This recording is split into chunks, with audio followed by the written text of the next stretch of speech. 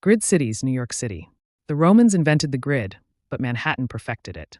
The 1811 commissioners' plan carved the island into 2,028 blocks, creating the most navigable megacity on Earth. You can drop someone anywhere in Manhattan, and they'll figure out where they are in 30 seconds. The grid isn't just pretty geometry, it's functional genius. Utilities run in straight lines, emergency services navigate efficiently, and every street corner has equal development potential. This democratic layout means no neighborhood gets trapped in a dead end. Central Park proves the grid's flexibility, a deliberate 843-acre pause in the geometric rhythm. The subway system moves 5.5 million daily riders because stations align predictably every few blocks. Walk-up apartments above street-level shops create 24-hour neighborhoods, where life never stops. The grid enables density without chaos, stacking 1.6 million people into 23 square miles. Property values soar because everyone knows exactly where everything is. Manhattan proved that rigid planning creates infinite possibility. Radial cities, Paris. Baron Haussmann didn't just redesign Paris, he invented modern urbanism. Between 1853 and 1870, he carved grand boulevards through medieval chaos, creating the world's most beautiful city. 12 avenues radiate from the Arc de Triomphe like spokes on a wheel of urban excellence. The boulevards weren't just for show, they brought light, air, and movement to overcrowded neighborhoods. Wide sidewalks became outdoor living rooms where cafe culture was born. Trees lined every major street, creating natural air conditioning before electricity existed. The metro follows these radial patterns, placing stations every 500 meters on average. You're never more than a 5-minute walk from underground transit. The design preserves intimate neighborhood scales between the grand axes, mixing monumental and human perfectly. Radial planning puts public space at the city's heart, not the periphery. Place de la Concorde, Trocadero, Republic, all designed as democratic gathering spaces. Paris proved that beauty and function aren't competing values. They're the same thing. Garden cities, Singapore. Ebenezer Howard dreamed of garden cities in 1898, but Singapore actually built one. This tropical island transformed from colonial port to the world's greenest city in 50 years. They didn't choose between nature and density. They merged them into something unprecedented. The HDB public housing program houses 80% of the population in towers wrapped in vertical gardens. Sky Parks connect residential blocks at the 26th floor, creating elevated green neighborhoods. The Southern Ridges Link creates a 10-kilometer elevated walkway through forest canopy in the heart of the city. The Marina Bay Sands Hotel has a 3-acre park on its roof, 57 stories up. Green corridors snake through the city, cooling temperatures and moving wildlife through urban density.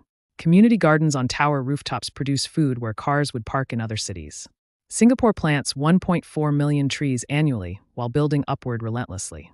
The gardens by the bay prove technology and nature enhance each other. They achieved what seemed impossible, a city that's 50% green space and 100% urban. Transit-oriented development, Tokyo. Tokyo doesn't have a transit system. Tokyo is a transit system. The city evolved around rail lines, creating the world's most efficient megacity. 40 million people move seamlessly because transit came first and development followed. Every neighborhood is a station city, packing housing, offices, and shops within 800 meters of platforms. Private rail companies don't just run trains. They develop entire neighborhoods profitably. The Tokyu Corporation built Shibuya by making transit the center, not an afterthought.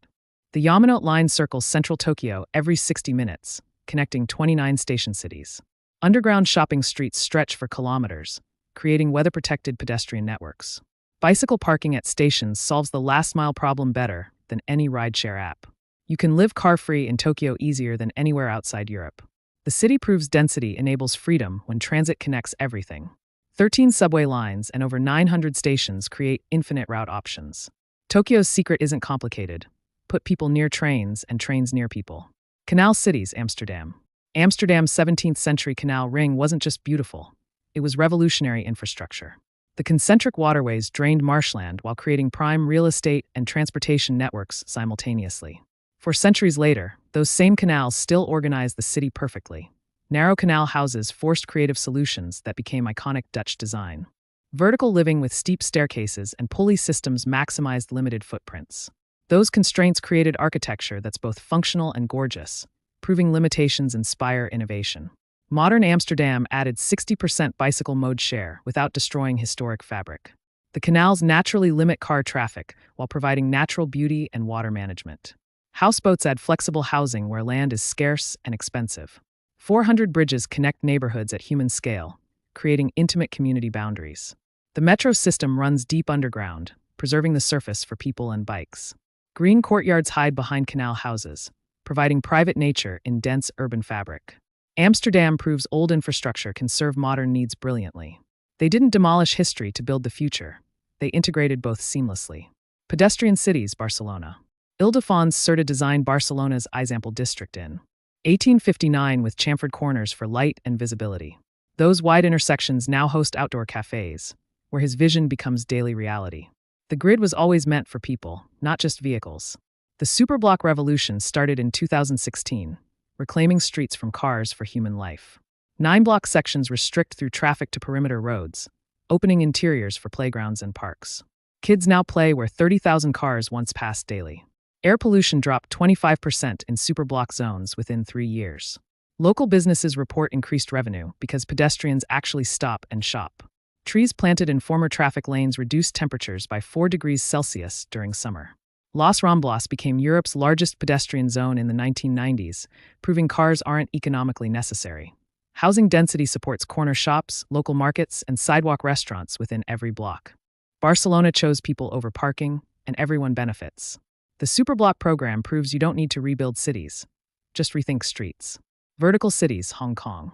Hong Kong has 1,300 skyscrapers packed into limited buildable land, creating Earth's most vertical metropolis.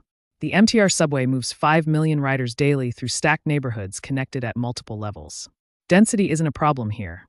It's the solution. Public housing towers integrate schools, clinics, and markets into single structures serving 50,000 residents. The mid-level escalator system runs 800 meters uphill, creating a vertical street through residential density. Rooftop parks and sky gardens bring nature to the 40th floor. 90% of residents use public transit because vertical density makes it efficient and profitable. Pedestrian bridges connect towers at level 2, 15, and 30, creating skyway neighborhoods. You can walk kilometers without touching ground level in Central District. Building upward preserved 40% of Hong Kong's territory as country parks and nature reserves. The city proves you can house 7.5 million people sustainably by thinking three-dimensionally. Vertical mixed use puts homes above offices, above retail, eliminating commute distance. Hong Kong solved sprawl by refusing to sprawl, building excellence upward instead. 15-minute cities, Copenhagen. Copenhagen perfected the 15-minute city before urbanists named the concept. 62% of residents bike to work because everything they need sits within pedaling distance. Neighborhoods contain schools, groceries, healthcare, and jobs without requiring cars or long commutes. Straget became the world's longest pedestrian street in 1962, proving car-free zones boost commerce, not hurt it. 390 kilometers of protected bike lanes make cycling safer than driving. The cycling infrastructure budget exceeds. Road maintenance because priorities matter. Mixed-use neighborhoods prevent rush hour because people work near where they live. Public squares function as community living rooms where neighbors actually meet. Every resident lives within 300 meters of green space, whether parks, playgrounds, or waterfronts. The city reduced carbon emissions 80% since 2005 by choosing bikes, transit, and walking. Copenhagen consistently ranks first in quality of life surveys globally. The 15-minute city isn't theoretical urbanism. It's proven daily reality. They prove that human-scale cities create human happiness, and the rest of the world is finally learning. Urban planning can either learn from history's successes or repeat its failures. These cities chose evolution, proving density, sustainability, and beauty coexist when design prioritizes people. They're templates for building better futures, not just interesting history. Like this video if you want your city to learn from excellence.